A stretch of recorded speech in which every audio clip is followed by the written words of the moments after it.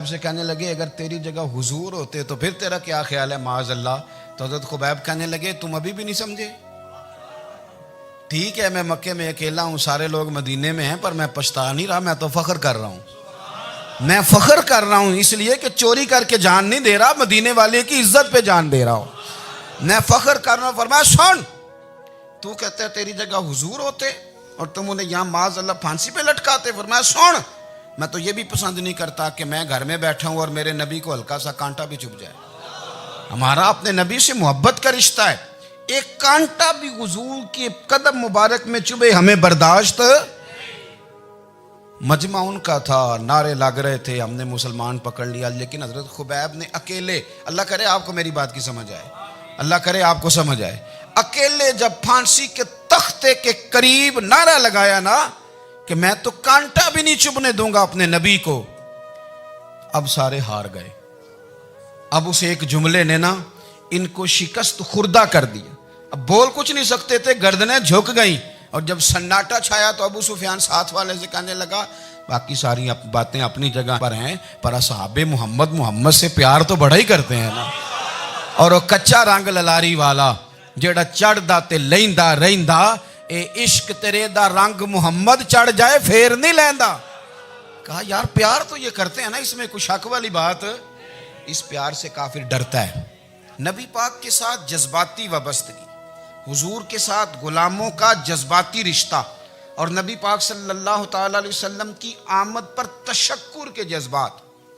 امام رازی نے لکھا ہے کہ حضرت موسیٰ کلیم اللہ علیہ السلام نے تورات کی تختیوں کے اندر ایک امت کا ذکر پڑھا کہ جو امت گناہ کا ارادہ کرے گی تو گناہ لکھا نہیں جائے گا جب تک کر نہ لے، اور نیکی کا ارادہ کرے گی تو رب ان کی نیکی لکھ دے گا، اور جب وہ کر لے گی تو اللہ 10 گنا اجر عطا کرے گا۔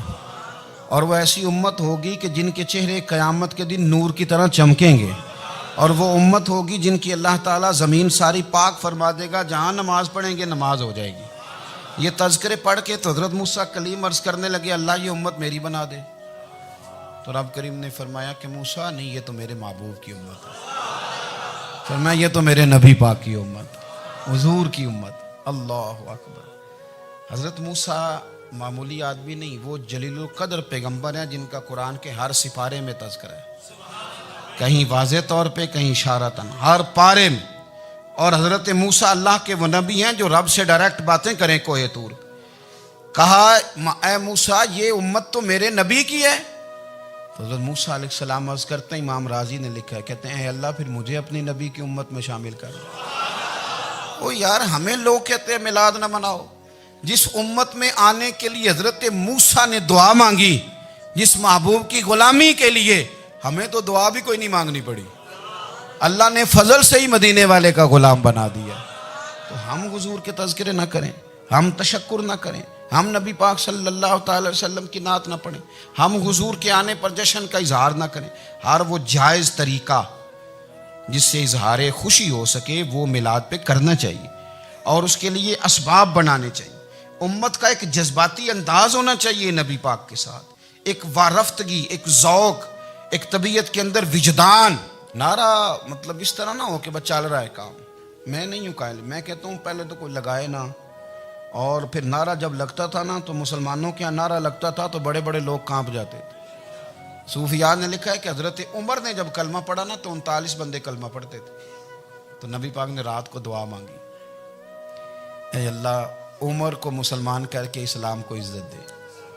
حضرت عمر سویرے آ گئے، میں وہ تفصیل میں نہیں جاتا، بات لمبی۔ حضرت عمر جب آئے نا اور انہوں نے آتے جب کہا نا کہ میں کلمہ پڑھنے آیا ہوں، تو حضور اتنے راضی ہوئے کہ نبی پاک نے کہا اللہ اکبر، تو صحابہ نے نعرے لگائے اللہ اکبر اللہ اکبر، یعنی 40 لوگ مسلمان ہوئے تو نعرے لگے۔ ہمارے صوفیاء کہتے ہیں حضرت عمر کے آنے پر جب نعرے لگے تو بتاؤ کہ وہ تو نعرہ تکبیر لگا، نعرہ رسالت کیوں نہیں لگا؟ تو کہتے ہیں گویا ہمیں حضور نے یہ سمجھایا ہے، حضور کے اشاروں نے سمجھایا ہے کہ میں اب اپنے نعرے خود تو نہیں نہ لگاؤں گا، میں نے تو اللہ اکبر کہہ دیا، عمر آ گیا ہے میرے نعرے لگاتا رہے گا، اب نعرے لگیں گے۔ حضرت عمر نے پہلے دن ہی کہا کہ حضور آپ سچے رسول ہیں تو چھپ چھپ کے نماز کیوں پڑھیں؟ شروع ہو گئے نعرے، حضور آپ سچے ہیں تو چھپ چھپ کے نماز کا کیا معنی ہو؟ تو حضور نے فرمایا تیرا کیا ارادہ؟ عرض کی حضور سارے نہیں، ایک میں ایک امیر حمزہ، ایک لائن کے آگے وہ لگ جائے، ایک کے آگے میں لگ جاؤں، اور باقی مسلمان جتنے ہیں کل 40 تھے، پیچھے 18 19 بچیں گے، تو ایک لائن میں وہ ہو جائیں، ایک میں آگے ایک میں امیر حمزہ ہو، ایک میں ہوں، تو دیکھ لیتے ہیں یہ ہمیں نماز کیسے نہیں پڑھنے دیتے۔ ہاں دیکھ لیتے ہیں، آئے نا میدان میں، ادھر آ ستمگر ہنر آزمائیں، تو تیر آزما ہم جگر آزمائیں، اور غلامان محمد جان دینے سے نہیں ڈرتے، یہ سر کٹ جائے یہاں رہ جائے کچھ پرواہ نہیں کرتے۔ فرمایا ابھی پتہ چل جاتا ہے نا، ایک لائن میں حضرت امیر حمزہ ہو گئے، ایک میں حضرت عمر ہو گئے۔ پہلے یہ مارتے تھے جو حرم شریف میں مسلمانوں کے طریقے پہ نماز پڑھتا تھا، یہ جلوسوں کی بڑی برکت ہے، اندر بیٹھے رہے نا چپ کر کے، نکل جائیں تو پتہ کچھ بھی نہیں چلتا۔ جب نکلتے ہیں نا لوگ کہتے ہیں جلوس کیا معنی ہے، تو میں بتاتا ہوں نا جلوس کا معنی کیا ہے۔ حضرت عمر نے باہر نکلے 2 لائنوں کا جلوس، لمبا بھی کوئی نہیں، بندے بھی 40، اور جناب فاروق اعظم باہر نکلے تو عمر کا نعرہ، عمر کا، حضرت عمر نے یوں کر کے آستینیں بازو کی چڑھا لیں، اور اپنے گلے میں جو ان کے رومال تھا نا اس کو یوں سینے پہ باندھا، اور اس ہاتھ میں تلوار تھی تو یوں کر کے باہر لہرائی، کہنے لگے او مکے کے کافرو ادھر آؤ میرے سامنے، جس نے اپنی بیوی بیوہ کرانی ہو، جس نے بچے یتیم کرانے ہوں، وہ آئے میدان میں، مصطفیٰ کے غلام آج سڑکوں پہ نکل آئے میدان میں ہمارے سامنے ہمارا مقابلہ کرے، آئے نا میدان میں، ہم نکلے ہیں، اب ہم یہاں کعبے میں اعلانیہ نماز پڑھیں گے، ہم پڑھیں گے، طاقت ہے تو آؤ نا ہمارا مقابلہ کرو، آؤ۔ کفر بذات خود بہت بڑا جھوٹ ہے، اور جھوٹ کے پیر، بس 2 بندے نکلے تلواریں لے کے آگے، تو پھر حضرت عمر نے اعلانیہ نماز پڑھوائی خانہ کعبہ۔ تو میرے بھائی رسول اللہ صلی اللہ علیہ وسلم کے غلام تو جب نعرہ لگاتے تھے تو ہو ہی کمال جاتا تھا۔ پھر بریلی کے امام بولے، کہنے لگے پیش حق مجدہ شفاعت کا سناتے جائیں۔ حضور قیامت کے دن آگے نا، ہمارے آگے خوشخبری دیں گے، کہیں گے تم فکر نہ کرو، آ جاؤ میں تمہیں بخشواتا ہوں، میں تمہاری سفارش، آ جاؤ پیچھے۔ حضور نہ پیش حق مجدہ شفاعت کا سناتے جائیں گے۔ یقین کریں بریلی کے امام کو بھی بڑا ہی رنگ آتا ہے بیان کرنے کا، کہنے لگے آپ روتے جائیں گے، اللہ کو منانا ہے نا حضور نے، کہتے ہیں پیش حق مجدہ شفاعت کا سناتے جائیں گے، آپ روتے جائیں گے پر ہم کو ہنساتے جائیں گے، باغ جنت میں محمد مسکراتے جائیں گے، پھول رحمت کے گریں گے ہم اٹھاتے جائیں گے، اور حشر میں ہوگا ہمارا داخلہ اس شان سے، ہم یا رسول اللہ کا نعرہ لگاتے جائیں، ہم یا رسول اللہ کا نعرہ۔ امام راضی کہتے ہیں حضور نے ایک رکا پکڑا چھوٹا سا، ایک بندے کو لوگ دوزخ میں لے کے جا رہے ہیں۔ اچھا مجھے ایک بات بتاؤ، فیصلہ پہلے ہو گیا ہے، اللہ کے سامنے ہوا ہے، اور فیصلہ ہو گیا اور طے ہو گیا کہ دوزخ میں جانا ہے، وہ قریب پہنچ گئے دوزخ کے، تو حضور نے دیکھ لیا، اور بتایا کس نے؟ حضرت آدم نے۔ حضرت آدم کہنے لگے حضور وہ آپ کے غلام کو دوزخ میں لے جا رہے ہیں۔ نبی پاک آگے گئے، کیا پڑھتے ہیں ہمارے بھائی؟ حضور نے مجھے ان سے چھڑا کے چھوڑ دیا۔ نبی پاک صلی اللہ علیہ وسلم آگے گئے، فرمایا ادھر آؤ، کہاں لے کے جا رہے ہو؟ اللہ کے سامنے فیصلہ ہوا ہے نا، فرشتوں نے کیا ہے نا، فرشتے کو کسی سے بددیانتی تو نہیں نہ کرتے، فرشتوں نے جو کیا ٹھیک کیا ہے نا، کیوں لے کے جا رہے ہو؟ سونیا گناہ زیادہ ہیں، نیکیاں تھوڑی ہیں، فرمایا میرے سامنے تولو۔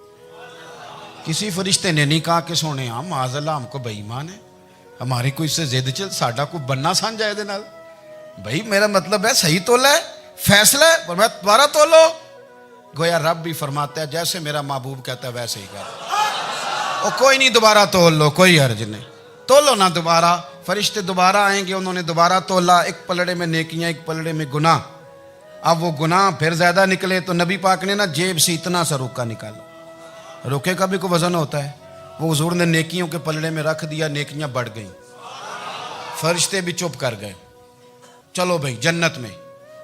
میری طرح کا تھا نا پتہ سارا سردار نو کیتی ہے، پتہ تو تھا نا اسے من آنم کے من دانم، تو سیدھا حضور کے قدموں سے جا لگا، کہنے لگا سونیا میں تو ساری زندگی گناہ کرتا رہا، یہ کون سی نیکی ہے؟ تو حضور فرمانے لگے چپ کر، جنت کا دروازہ کھول گیا، تو جا جنت میں۔ حضور رکے میں کیا ہے؟ فرمایا تو نے ایک دن درود و سلام نہیں پڑھا تھا، اور میں نے تیرا سنبھال کے رکھا ہوا تیرا درود شریف، وہ نعرے رسالت بھی تو نے لگائے تھے، وہ تو کھول کے میرے تذکرے میں نے تیرا سنبھال لیا، دوزخ میں تو کیا میرا سایہ نہ جائے، کیونکہ رسول پاک سے دیکھا نہ جائے۔